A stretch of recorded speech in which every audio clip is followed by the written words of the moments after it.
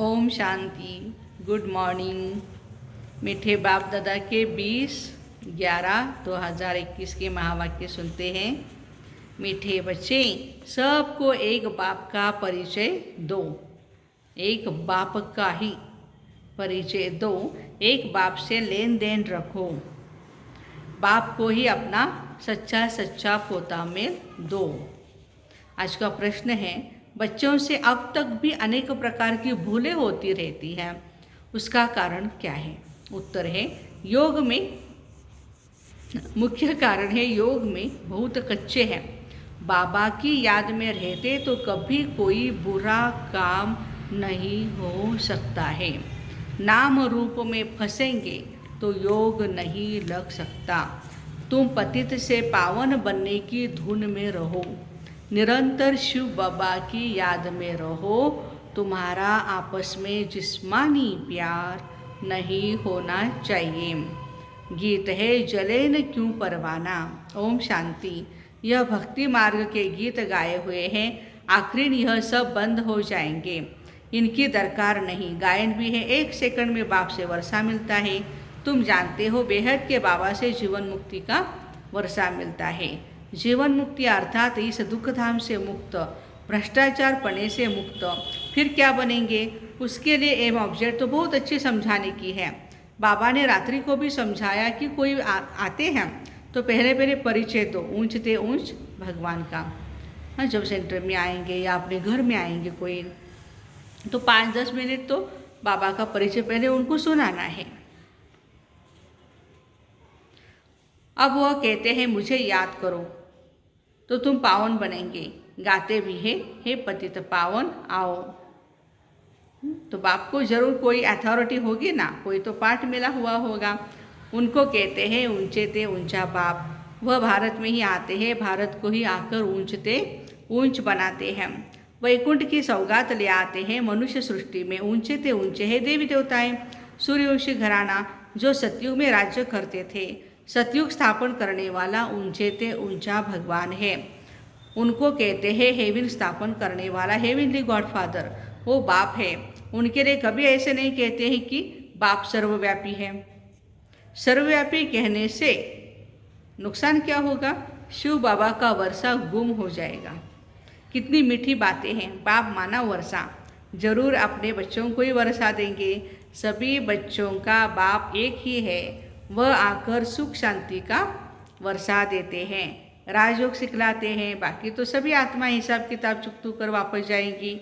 अभी पुरानी दुनिया खत्म होने वाली है, उसके लिए ये महाभारत लड़ाई है। अनेक धर्मों का विनाश और एक धर्म की स्थापना होनी है। बुद्धि भी कहती है जरूर कलयुग के बाद सतयुग आना चाहिए। देवी देवताओं की हिस्ट्री मस्ट रिपीट।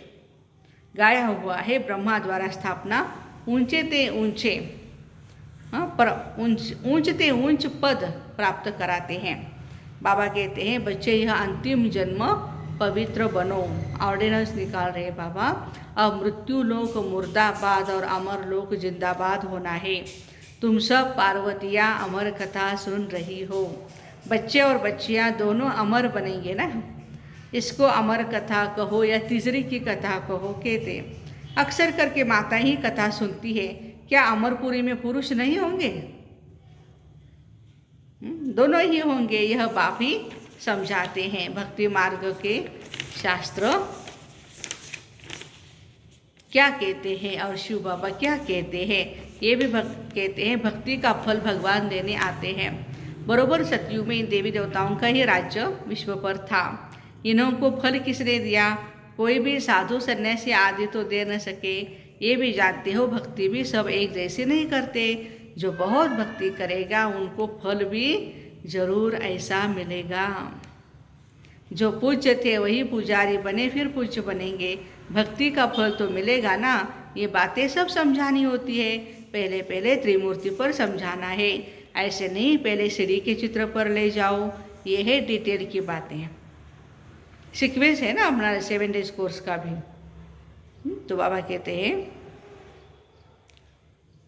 पहले परिचय देना है शिव बाबा का। ऊंचते ऊंच है, फिर ब्रह्मा विष्णु शंकर का, फिर लक्ष्मी नारायण का। बाकी भक्ति मार्ग के चित्र ढेर के ढेर है। पहले पहले यह बोलो, बेहद का बाप है जिसमें हम बेहद स्वर्ग का वर्षा लेते हैं। ऊंचते ऊंच भगवान ऊंचते ऊंच वर्षा देते हैं। भारत में शिव जयंती मनाई जाती है। जरूर हेवनली गॉड फादर ने हेवन स्थापन किया होगा। बाबा ही स्वर्ग स्थापन करते हैं, फिर 5,000 वर्ष के बाद नर्क हो जाता है। राम को भी आना पड़ता है, तो इस समय रावण को भी आना पड़ता है। राम वर्षा देते हैं और रावण श्राप देता है। ज्ञान अर्थात दिन पूरा हो रात हो जाती है। दिन में सिर्फ सूर्यवंशी चंद्रवंशी। यह बातें नटशल में समझाने की बहुत सहज है। पहले पहले ऊंचते ऊंच बाप का परिचय दे पक्का कराना चाहिए। मूल बात यह है, सतयुग में देवी देवता घराना था, सतो प्रधान थे, फिर सतो रजोतमो में आए। यह है चक्र। एक ही चीज़ कायम नहीं रह सकती है। तुम बच्चों की बुद्धि में यही याद रहे, ऊंचते ऊंच बाप को ही याद करना है। इस याद में बहुत कच्चे हैं। बाबा भी अपना अनुभव बताते हैं, तो याद ही घड़ी घड़ी भूल जाती है, क्योंकि इनको बहुत ख्यालात रहते हैं। तब तो कहा जाता है, जिसके माथे मामला यह याद में कैसे रह सके। हाँ, ब्रह्मा बाबा के ऊपर सारी जिम्मेवारियाँ थी, फिर भी बाबा शिव बाबा को याद करने का प्रयास करते थे। तो बाबा कहते, बाबा का सारा दिन ख्यालात चलता रहता है। ब्रह्मा बाबा का कैसे सेवा करें, कैसे यज्ञ को आगे बढ़ाएं, कितनी बातें सामने आती है। बाबा को सुबह उठकर बैठने में जास्ती मज़ा आता है। सुबह माना अमृत वेले उठकर।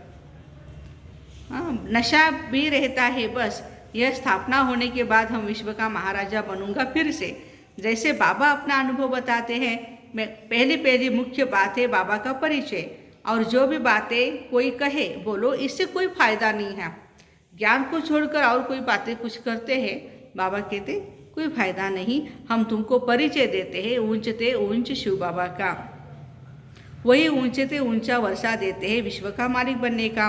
आर्य समाजी लोग देवताओं के चित्रों को नहीं मानते हैं। तुम्हारे पास चित्र देखते हैं तब भी बिगड़ते हैं। जिसको वर्षा लेना होगा, वो बस उसकी निशानी क्या होगी, शांति में आकर बैठेगा और शांति से सुनेगा, शांति से धारण भी करेगा। मुख्य बात एक है, ऊंचते ऊंच भगवान की। ऊंचते ऊंच ब्रह्मा विष्णु शंकर को नहीं कहेंगे। ऊंचते ऊंच बाप से वर्षा मिलता है, वही पतित पावन है। ये बात पक्की कर लो। ऊंचते ऊंच एक शिव बाप ऊंचते ऊंच वर्षा देने वाले हैं। तो ये बात पक्की करें। God is one. बाप माना वर्षा, 2 बारी बाबा ने रिपीट किया, बाप माना वर्षा। और यदि आप भगवान को सर्वव्यापी कहेंगे तो वर्षा भी आपको नहीं मिलेगा। भारत में आकर के वर्षा देते हैं। ब्रह्मा द्वारा नई दुनिया की स्थापना और शंकर द्वारा विनाश। इस महाभारत लड़ाई से स्वर्ग के गेट खुलते हैं, पतित से पावन बनते हैं। बेहद के बाप से भारत को वर्षा मिल रहा है। दूसरी कोई बात नहीं, यहाँ है एक बात। बाबा कहते मुझे याद करो तो तुम्हारी खाद निकलेगी। जो भी आत्मा के अंदर तमो प्रधानता है वो निकलती जाएगी और आत्मा फिर से अपनी ओरिजिनल रूप में सत्व प्रधान बनेगी। दूसरी कोई बात नहीं है। यह एक बात जब समझे तब और कुछ समझाना। यह जो चित्र है यह है रेजगारी। हम कहते ज्ञान अमृत पीकर पवित्र बनो, वह कहते विष चाहिए, उस पर भी यह चित्र है। तब कहते हैं अमृत छोड़ विष काहे को खाएं। यह रूहानी नॉलेज स्पिरिचुअल फादर ही आकर देते हैं। वह बाप सर्वव्यापी कैसे होगा। तुम बाप को सर्वव्यापी मानते हो तो भल मानो, तुम्हारी मर्जी। अभी हम किसी के ऊपर हमारी जो बाबा के महावाक्य है वो थोप तो नहीं सकते हैं, जबरदस्ती तो नहीं कर सकते हैं। अब हम नहीं मानेंगे। आगे हम मानते थे भगवान सर्वव्यापी है, अब बाबा ने बताया ये भूल है। बाप से वर्षा मिलता है, अब भारत नर्क है, उसको फिर स्वर्ग अर्थात पवित्र गृहस्थ आश्रम बनाते हैं। आदि सनातन देवी देवताओं का पवित्र गृहस्थ आश्रम था, अभी है अपवित्र विशेष दुनिया। बाबा कहते बच्चे मुझे याद करो। ऊंचते ऊंच शिव बाबा है, क्रिएटर है, उनसे वर्षा मिलता है। अभी कलयुग में है ढेर मनुष्य, सतयुग में बहुत थोड़े मनुष्य होते हैं, तो उस समय बाकी आत्माएं कहाँ जाएगी? शांति धाम में। तो जरूर अब लड़ाई लगेगी तब तो मुक्ति में जाएंगे। ये सब बातें बच्चों की बुद्धि में रहनी चाहिए। बच्चों को सर्विस जरूर करनी है, सर्विस से ऊंच पद पाएंगे। ऐसे नहीं आपस में नहीं बनी तो शिव बाबा को भूल गए या शिव बाबा की सर्विस करना ही छोड़ दिया।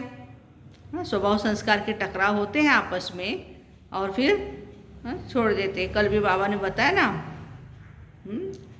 19 की मुरली में 19 की, यदि किसी के साथ बनती नहीं है और वो आगे आता है तो मुंह फेर देते हैं, या जो भी अच्छे हमारे ख्यालात होते हैं या सेवा के जो भी प्लानिंग होते हैं वही भूल जाता है और सेवा भी छोड़ देते हैं। तो ऐसा नहीं करना है हमें।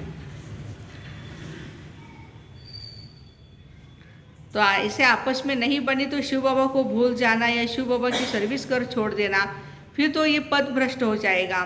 फिर यह सर्विस करने के बदले डिस सर्विस कर देंगे। आपस में लून पानी होकर सर्विस को छोड़ देना, इन जैसा बुरा काम कोई नहीं। बाबा को याद करो तो कमाई होगी। अब ज्ञान मिला है, होली बनो, बाप को याद करो। धुरिया कहा जाता है ज्ञान के रिमझिम को। ज्ञान और विज्ञान, विज्ञान है योग और ज्ञान है सृष्टि चक्र का। होली धुरिया मनुष्य को समझते नहीं। बाप को याद करना और ज्ञान सबको सुनाना। बाबा बार बार समझाते हैं, ऊंचे ते ऊंच बाप को सर्वव्यापी कह नहीं सकते, नहीं तो खुद किसको याद करते। बाबा कहते निरंतर मुझे याद करो, परंतु रचयिता को नहीं जानते तो क्या मिलेगा। न जानने के कारण सर्वव्यापी कह देते हैं। तो ऊंच ते ऊंच सिद्ध कर समझाओ तो सर्वव्यापी की बात बुद्धि से निकल जाएगी। हम सब ब्रदर्स हैं। बाप हर 5000 वर्ष के बाद आकर वर्षा देते हैं। सतयुग में देवी देवता होंगे, बाकी सब मुक्ति में जाएंगे। सबको बाप का परिचय देते रहो। क्राइस्ट की प्रेयर करते हैं। बोलो क्राइस्ट तो सबका फादर नहीं है, सबका फादर निराकार है, जिसको ही आत्मा पुकारती है वो गॉड फादर। क्राइस्ट उनका सन गाया हुआ है। जीसस क्राइस्ट भी शिव बाबा का बच्चा है। क्राइस्ट भी सन है, वो फादर थोड़ी है। क्राइस्ट तो रचना है, तो रचना से वर्षा कैसे मिलेगा? सन से वर्षा कैसे मिलेगा बच्चे से? ऐसे कोई भी शास्त्र में नहीं लिखा है क्राइस्ट को याद करने से आत्मा तमो प्रधान से सतो प्रधान बनेगी। एक गीता में ही है, मामेकम याद करो। गॉड फादर का शास्त्र है ही श्रीमद् भगवत गीता। सिर्फ नाम बाप का बदली कर कृष्ण का डाल दिया, यह भूल कर दी। ऊंच ते ऊंच है बाप, वही सुख शांति का वर्षा देते हैं। शिव का चित्र सबको अपने पास रखना है। शिव बाबा यह वर्षा देते हैं, फिर 84 जन्मों में गवा देते हैं। सीढ़ी पर समझाना है। पतित पावन बाबा ही आकर पावन बनने की युक्ति बताते हैं। वो कहते हैं कृष्ण भगवान वाच और तुम कहते हो शिव भगवान वाच। फर्स्ट फ्लोर ऊंचा बाप रहते हैं, फिर सेकंड फ्लोर में है सूक्ष्म वतन और अभी ये है थर्ड फ्लोर। बाबा माने ऊपर से देखते हैं तो ये थर्ड फ्लोर हो गया। सृष्टि यहाँ है, पीछे सूक्ष्म वतन में जाते हैं, वहाँ ट्रिब्यूनल बैठती है, सजाएं मिलती है। फिर सजाएं खाकर पवित्र बन चले जाते हैं ऊपर। बाप सब बच्चों को ले जाते हैं। अब है संगम, इसको 100 वर्ष देने चाहिए। अभी तो 84-85 साल तो हो ही गए। बच्चे पूछते बाबा स्वर्ग में क्या क्या होगा? बाबा कहते बच्चे वो ना आगे चल करके देखना क्या है क्या नहीं है, मैं नहीं बताऊंगा। पहले तुम बाबा को जानो, पति से पावन बनने की युक्ति बनने की धुन में रहो। स्वर्ग में जो होना होगा सो होगा, होता रहेगा। तुम पावन तो बनो, तो ऐसा पावन बनो जो बाप का पूरा वर्षा मिल जाए नई दुनिया का। बाकी बीच में क्या होता है यह भी आगे चलकर देखना है। तो यह बातें सब याद रखनी चाहिए। न याद रहने के कारण समय पर समझते नहीं, भूल जाते हैं। बच्चों को कर्म भी अच्छे करने हैं। बाबा की याद में रहने से कोई भी बुरा काम नहीं होगा। बहुत बुरे कर्म भी करते हैं, ऐसे थोड़े ही सिर्फ इसी ब्राह्मणी का अच्छा लगता है। ये दीदी मुरली पढ़ेगी तभी हमें समझ में आता है, दूसरी दीदी मुरली पढ़ती है तो नहीं आता है। तो बाबा कहते ये भी ठीक नहीं है। वो ब्राह्मणी गई समझो दूसरे सेंटर पर सेवा के लिए, तो खुद भी खलास, आना ही बंद कर देते हैं कि हमारी दीदी नहीं है, हम नहीं जाएंगे। ब्राह्मणी के कारण मर जाते हैं। गोया बाप से वर्षा लेने से मरे, ये भी बदकिस्मती कही जाएगी। कई बच्चे एक दो के नाम रूप में फंस पड़ते हैं, फंस मरते हैं। यहाँ तुम्हारा जिस्मानी प्यार नहीं होना चाहिए। निरंतर शिव बाबा को याद करना है, कोई से भी लेन देन नहीं है। बोलो हमको क्यों देते हो? पर्सनल हमें क्या चाहिए? कुछ भी नहीं। तुम्हारा योग तो शिव बाबा से है ना। जो डायरेक्ट नहीं देते उनका शिव बाबा के पास जमा नहीं होता है। किसी बहनों को देंगे, किसी भाइयों को देंगे, तो बाबा कहते हैं वो डायरेक्ट मेरे पास जमा नहीं होगा। यदि आप यज्ञ में देंगे, बाबा के लिए देंगे, तो जमा हो जाएगा। ब्रह्मा द्वारा स्थापना होती है तो उनके द्वारा सब कुछ करना है। बीच में कोई खा गया तो शिव बाबा के पास तो जमा नहीं होगा। शिव बाबा को देना है थ्रू ब्रह्मा बाबा। सेंटर भी थ्रू ब्रह्मा ही खोलो। आप ही सेंटर खोलते हैं तो वो थोड़े ही सेंटर हुआ। दीदी के साथ बनी नहीं तो चले दूसरा सेंटर खोल दिया, लेकिन यज्ञ के हिसाब से तो है नहीं। तो बाबा कहते ऐसे नहीं करना चाहिए। बाप दादा दोनों इकट्ठे हैं, इनके हाथ आया गोया शिव बाबा के हाथ आया। ब्रह्मा बाबा के हाथ में कोई चीज़ आती है, इसका मतलब है शिव बाबा के हाथ में आया। कितने सेंटर्स है जिनका कोई समाचार ही नहीं। लिखना चाहिए शिव बाबा आपके सेंटर का यह पोता मिल है। अभी तो ऑनलाइन चल रहा है अकाउंट, आज का आज ही देखते हैं, चेकिंग होता है। कितना फास्ट हमारी एडवांस टेक्नोलॉजी बन गई है। तो बाबा कहते हैं देखो बच्चे, आपके सेंटर का ये पोता मेल है। सेठ के पास पोता मेल आना चाहिए ना। बहुतों का शिव बाबा के पास जमा नहीं होता है। आज बाबा डिक्लेयर कर रहे हैं, आपस में बीच में खाते हैं तो शिव बाबा के पास जमा नहीं होता है। यह भी अकल नहीं, भल ज्ञान बहुत है परंतु युक्ति नहीं आती। बस हमने सेंटर खोला, तुमने जिसको दिया उसने सेंटर खोला। वह शिव बाबा ने थोड़े ही खोला है। देखो वह सेंटर फिर जोर भी नहीं भरता। सेंटर खोलना है तो शिव बाबा के थ्रू।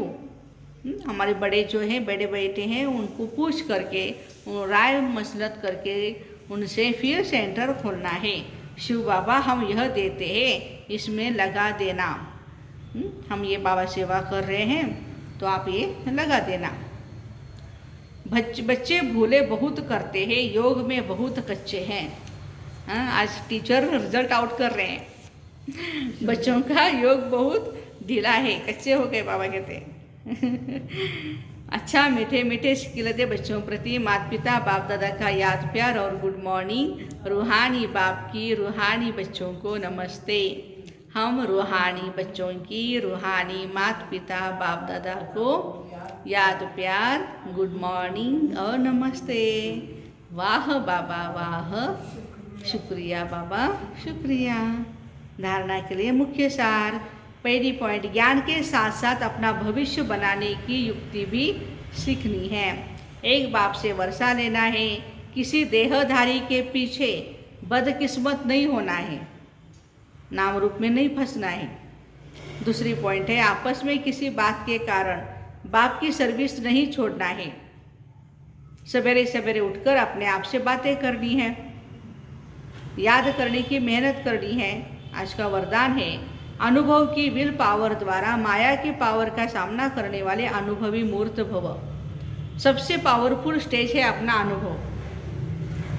अनुभवी आत्मा अपने अनुभव की विल पावर से माया की कोई भी पावर का, सभी बातों का, सर्व समस्याओं का सहज ही सामना कर सकती है और सभी आत्माओं को संतुष्ट भी कर सकती है। सामना करने की शक्ति से सर्व को संतुष्ट करने की शक्ति अनुभव के विल पावर से सहज प्राप्त होती है। इसलिए हर खजाने को अनुभव में लाकर अनुभवी मूर्त बनो। बाबा कहते हैं कि अनुभव की विल पावर द्वारा माया की पावर का सामना करने वाले अनुभवी मूर्त भव। तो जो अनुभवी है वो कभी धोखा नहीं खाता है। तो बाबा कहते हैं अनुभवी मूर्त बनो। स्लोगन है, एक दो को देखने के बजाय स्वयं को देखो और परिवर्तन करो। एक दो को देखने के बजाय स्वयं को देखो और स्वयं को परिवर्तन करो। तो अनुभव की विल पावर से माया की पावर का सामना करने वाले ऐसे अनुभवी आत्माओं को ओम शांति। Have a nice day.